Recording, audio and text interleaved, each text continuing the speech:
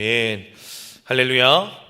우리 설명절 가운데 예배 자리를 사모하여 또 예배 자리로 나오신 모든 성도님들 가운데 말씀을 통해 주시는 하나님의 은혜가 함께하기를 주님의 이름으로 축복합니다.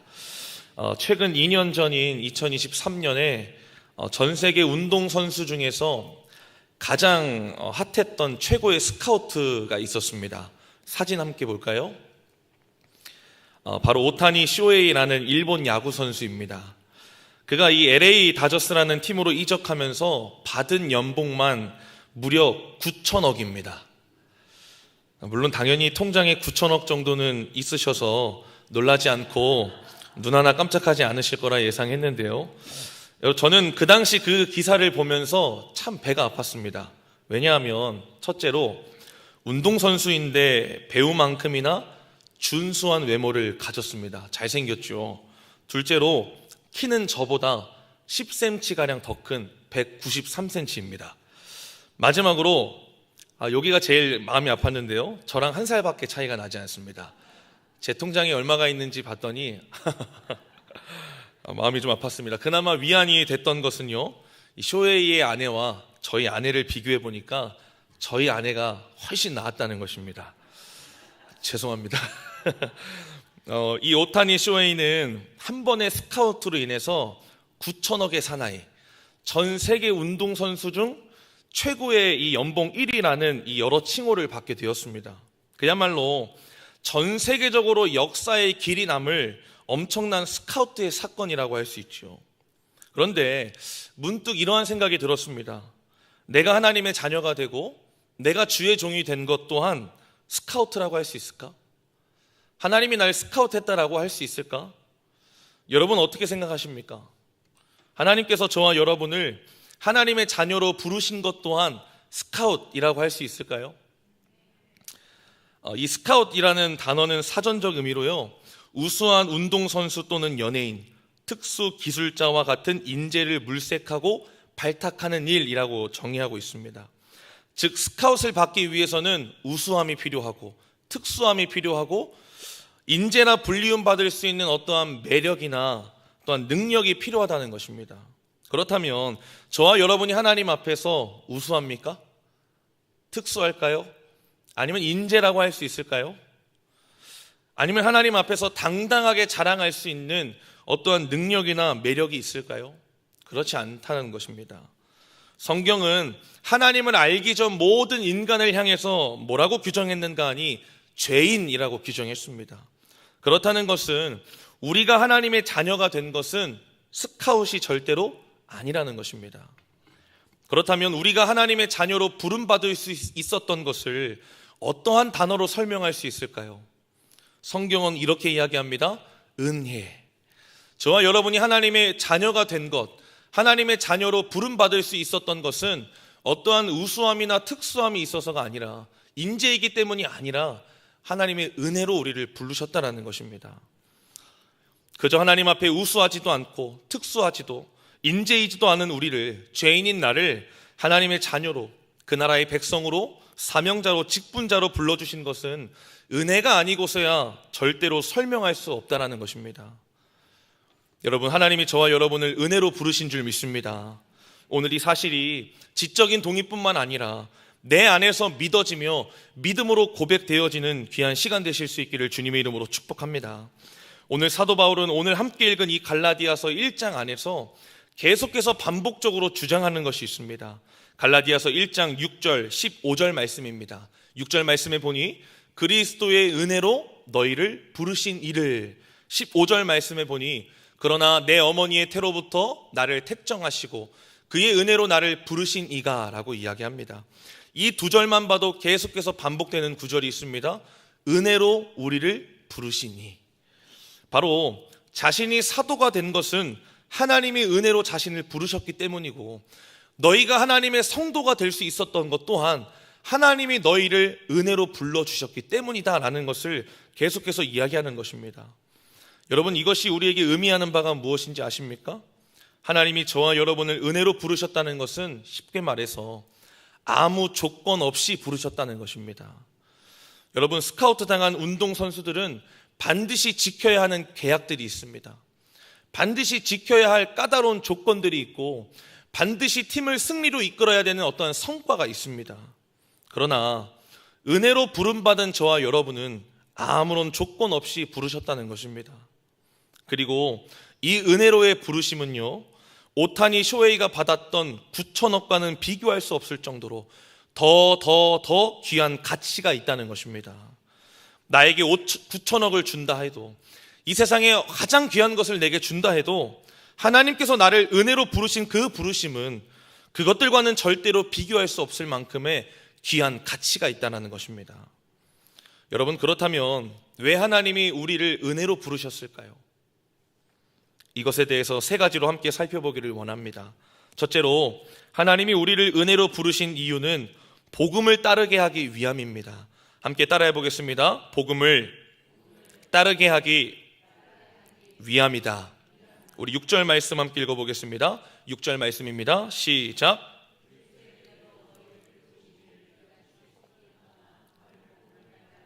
내가 이상하게 여기노라. 아멘. 이 6절에서의 다른 복음이라고 하는 것은요, 거짓 복음을 의미합니다. 이 당시 거짓 복음이라고 하는 것은 예수 그리스도를 믿는 믿음으로서의 구원이 아니라 율법을 지키고 할례를 받아야 구원을 받을 수 있다는 이 유대주의, 율법주의로부터 오는 이 행위로서의 구원, 이 잘못된 교리와 가르침을 의미합니다. 사도 바울은 그러한 잘못된 거짓 복음을 너희가 따르는 것에 대해서 내가 이상하게 여긴다라고 이야기하죠. 즉, 우리가 반드시 복음을 따르는 삶을 살아야 하기는 하는데 우리가 따라야 할 것이 이 거짓 복음이 아니라는 것입니다. 바로 우리가 진짜 따라야 할 진짜 복음이 따로 있다는 것이죠. 그러나 여러분, 이 세상에도 얼마나 많은 거짓 복음이 있는지 아십니까? 세상에서는 돈을 복음으로 여기며 따라 살아가는 사람들이 참으로 많습니다.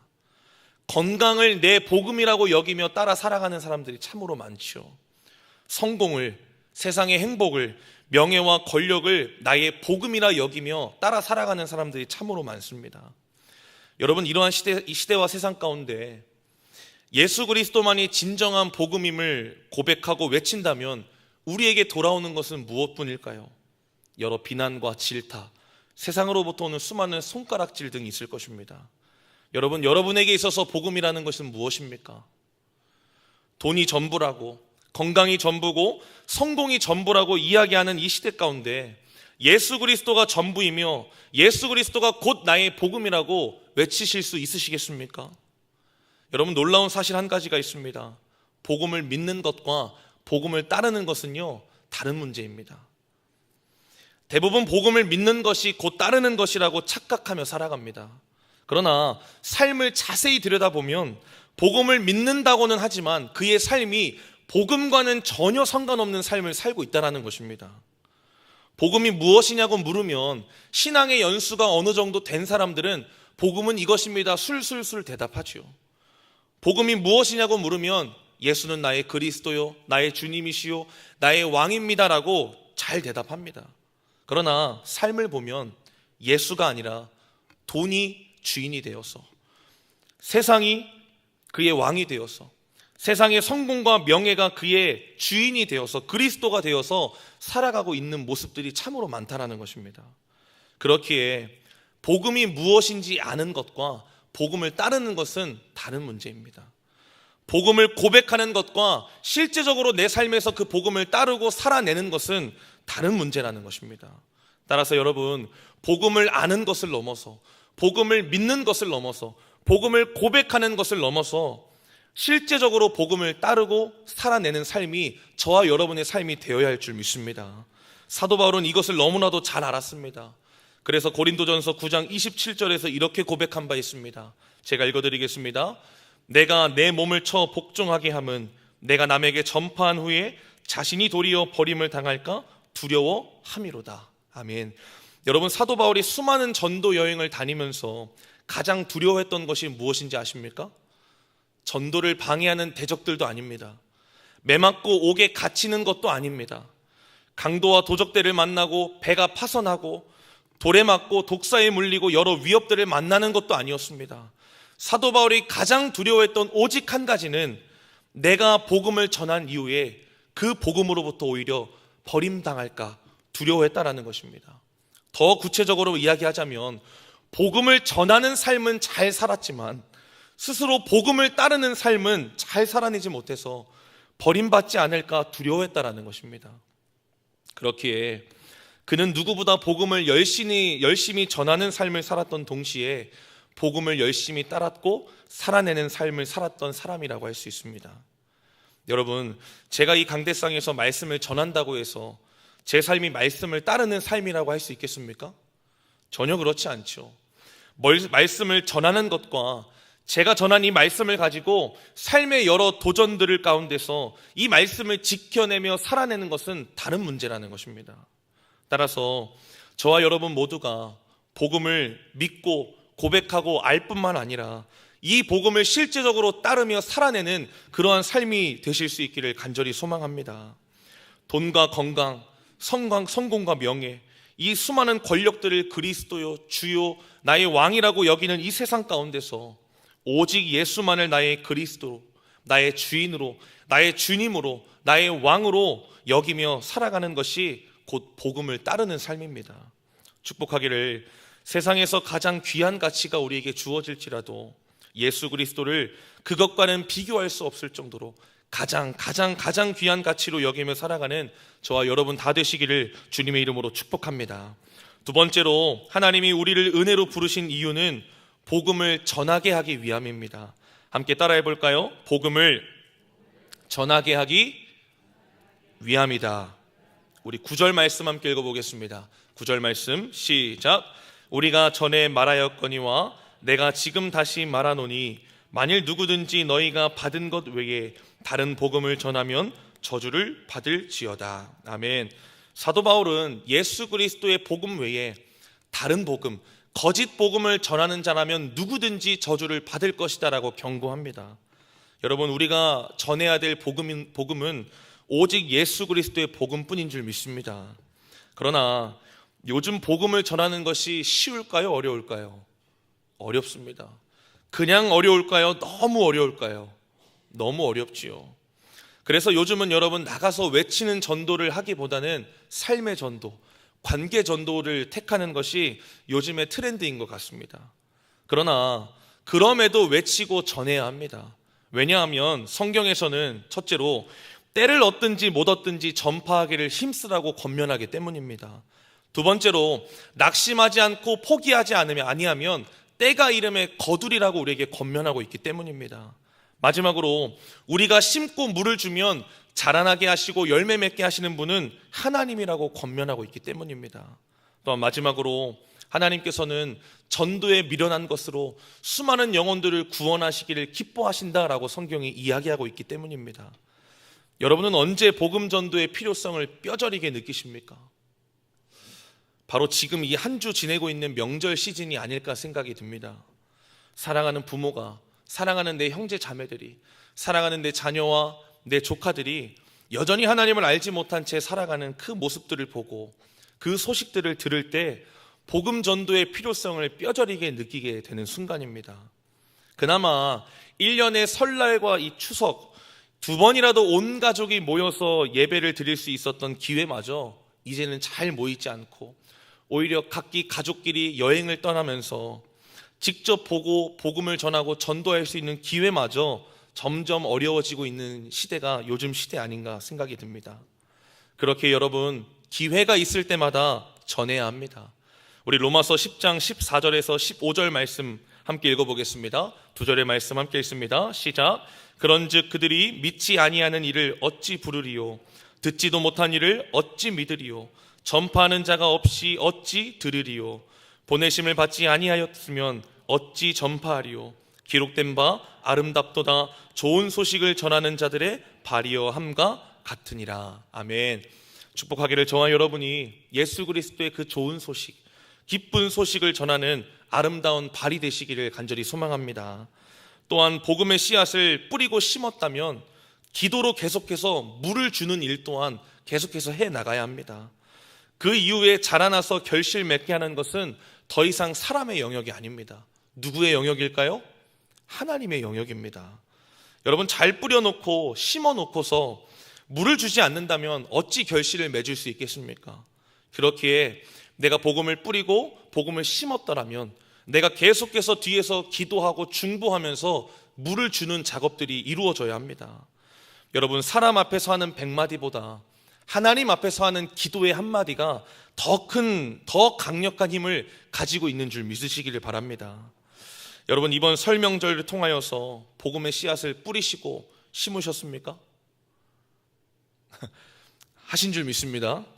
여러분, 그렇다면 이번 설 명절이 끝난 이후부터 우리가 해야 될 일은요, 계속해서 기도로 중보하면서 그 복음의 씨앗이, 그 심겨진 복음의 씨앗이 잘 자라날 수 있도록 기도하며 물을 주는 일을 해야 합니다.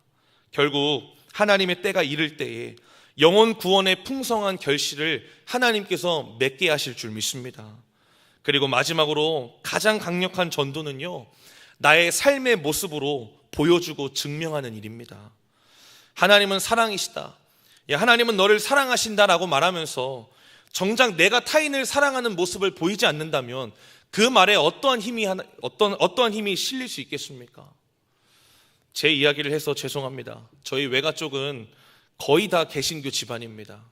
그러나 친가 쪽은요, 어렸을 때만 해도 50대 50 비율이었습니다. 대부분 명절에 모이면 늘 해오던 사이클이 있습니다. 모여서 함께 믿는 자들과 믿지 않는 가족들이 모여서 함께 예배를 드립니다. 그리고 끝나면 식사를 하면서 뭐를 마시기 시작할까요? 약소하게 술을 마시기 시작합니다. 그렇게 시간이 지나면서 거하게 취하기 시작하면서 언성이 높아지기 시작하고, 그 언성이 높아지면서 결국 무엇으로 이어질까요? 싸움으로 이어졌습니다. 그런 일들이 종종 있었습니다. 여러분, 이것을 가족 중에 믿지 않는 사람들이 본다면 어떻게 생각하겠습니까? 그런데 놀랍게도 이러한 일들이 굳이 술이 아니어도 이러한 일들이 종종 벌어지고 있다는 것입니다. 예수님께서 하나님과 인간의 원수된 것을 하나 되게 하셨다라고 말하면서 그것이 복음이라고 이야기하면서 정작 그 사람 때문에 오히려 가정이 원수지간이 되고, 오히려 그 사람 때문에 하나에서 둘이 되는, 분열되는 경우가 많다라는 것입니다. 그런데 혹시 저와 여러분이 그 사람은 아니십니까? 진짜 예수 그리스도를 따르는 제자라면 예수 그리스도가 하신 일을 동일하게 해야 합니다. 여러분, 예수님께서 하신 일이 무엇입니까? 둘로 나뉜 것을 하나 되게 하시고 모든 막힌 담을 십자가 위에서 자신의 육체로 허무시는 일을 하신 것이 바로 예수님께서 하신 일입니다. 그렇다면 싸움이 있고 분열이 있는 가정 가운데 여러분으로 인해서 하나 되게 되는 일들이 막 벌어져야 합니다. 여러분이 하나의 밀이 되어서 땅에 심겨 죽음으로 말미암아 용서와 화해라는 생명의 열매가 맺혀지게 되어야 한다는 것입니다. 그러나 오히려 저와 여러분이 그 싸움의 중심, 그 분열의 중심은 아니냐는 것입니다. 저와 여러분이 과연 하나의 밀로서 희생하고 죽는 그 역할을 잘 감당하고 있냐는 것입니다.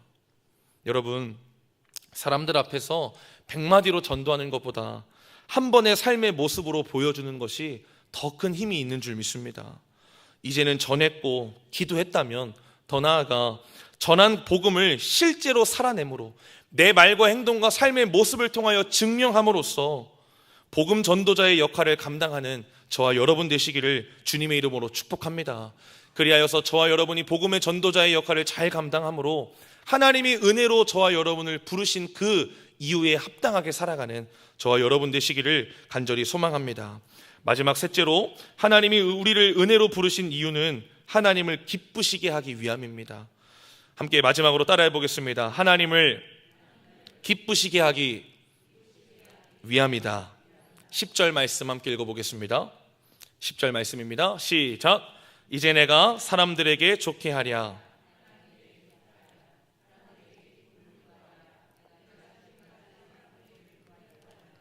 그리스도의 종이 아니니라. 아멘.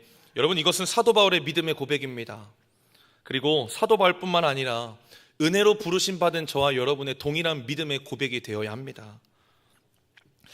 여러분, 주의 일을 감당하면서 스스로 견디며 이겨내기 힘든 싸움이 무엇인지 아십니까? 사람들의 시선과 사람들로부터의 인정과 칭찬을 받고 싶은 유혹들과 시험들입니다. 차라리 여러분 세상 일이라면 내 기쁨과 만족을 위해서 일하고 타인의 주목과 인정과 칭찬을 받기 위해서 해도 무관합니다. 하지만 주의 일이라고 하는 것은 내 기쁨과 만족을 위해서 하는 일이 아닙니다. 타인의 주목과 인정과 칭찬과 박수를 받기 위한 일이 아니라는 것이죠. 그저 하나님의 기쁨을 위함이고 하나님께 인정받기 위해서 하는 일이 바로 주의 일입니다. 여러분, 그 외에 다른 목표나 이유는 없습니다. 특별히 이 앞에 서는 일이 많을수록, 무엇인가를 대표해서 일을 진행하는 일이 많으면 많을수록 참 그러한 유혹들과 그러한 시험들로부터 벗어나서 자유하기가 참 쉽지가 않습니다.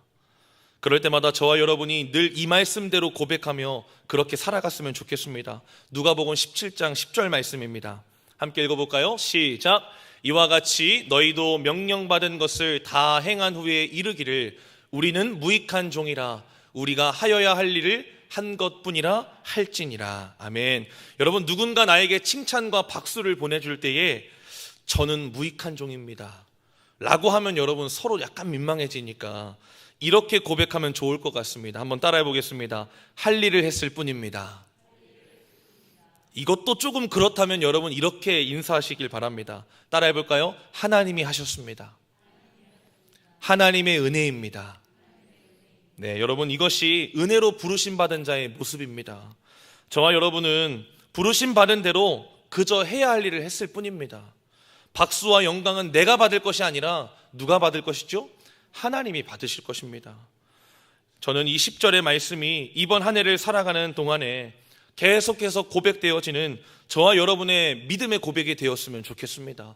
누군가 박수를 쳐줄지라도, 누군가 나에게 칭찬을 해줄지라도 하나님, 나는 무익한 종입니다. 내가 해야 할 일을 했을 뿐입니다. 하나님이 하셨지요. 하나님의 은혜입니다 라고 날마다 입술로 고백하는 이번 한 해가 되어주기를 주님의 이름으로 축복합니다. 사랑하는 성도 여러분, 지금껏 무익한 종으로 살아오셨습니까? 아니면 마치 주인처럼 주인 행세하며 살아오셨습니까? 특별히 이번 한 해 하나님의 은혜로 살기를 원하십니까? 아니면 나의 은혜로 살기를 원하십니까? 하나님께서 저와 여러분을 은혜로 부르신 마지막 이유는 부르신 이를 기쁘시게 하기 위함입니다.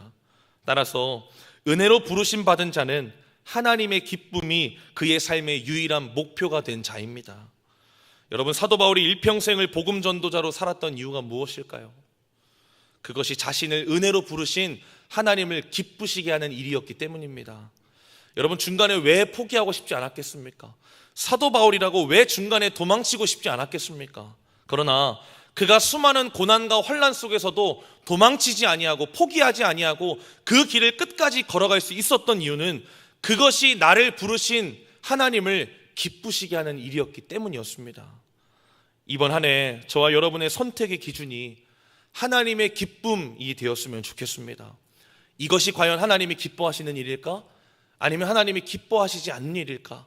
이것을 날마다 물으며 때론 사람이 보기에 아니어도 그것이 하나님이 기뻐하시는 일이라면 믿음으로 선택하는 저와 여러분 되시기를 간절히 소망합니다. 이제 말씀을 정리합니다. 끝으로 이러한 말씀을 드리고 싶습니다. 하나님은 저와 여러분을 처음부터 사명자로, 직분자로 부르시지 않았습니다. 하나님은 가장 먼저 저와 여러분을 그분의 사랑하는 아들, 딸, 사랑하는 자녀로 부르셨습니다. 그렇기에 하나님이 저와 여러분에게 원하시는 것은요, 대단한 일을 해내고 대단한 업적을 남기는 것이 아니라 하나님의 자녀로 그분만을 사랑하는 것, 그것을 하나님께서 저와 여러분에게 요구하시고 원하신다는 것입니다. 여러분, 이번 2025년 한 해 동안 하나님께 하나님, 내가 이러한 일을 하겠습니다 라고 결단하는 것이 아니라 가장 먼저 하나님, 내가 가장 먼저 하나님을 뜨겁게 사랑하기를 원합니다. 그 어떠한 일보다 하나님을 가장 먼저 사랑하는 일을 우선시하기를 원합니다 라고 다짐하며 결단하실 수 있기를 바랍니다.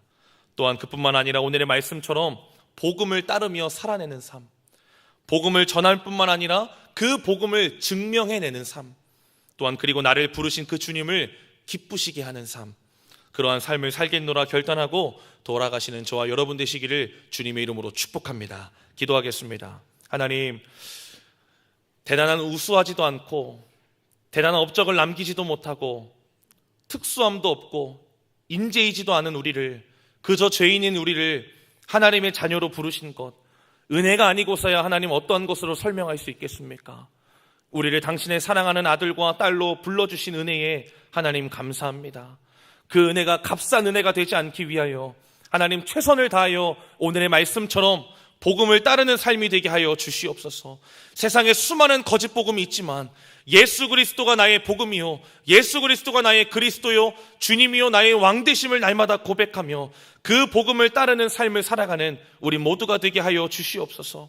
따를 뿐만 아니라 그 복음을 전하는 삶이 되게 도와주시고, 전할 뿐만 아니라 그 복음을 나의 삶의 모습을 통하여 증명하는 삶이 되게 도와주셔서 나의 모습을 통하여 여전히 믿지 않는 자들이 나를 통하여 예수 그리스도를 바라보게 하시고, 나를 통하여 하나님의 사랑을 경험하게 되어지는 사랑의 통로, 복음의 통로로 쓰임받을 수 있는 우리 모두가 되어질 수 있도록 주님 인도하여 주옵소서. 다른 것들이 내 인생의 목표가 아니라 나를 부르신 그 주님을 기쁘시게 하는 일이 내 인생의 가장 큰 목표가 되어질 수 있도록 주님 인도하여 주옵소서.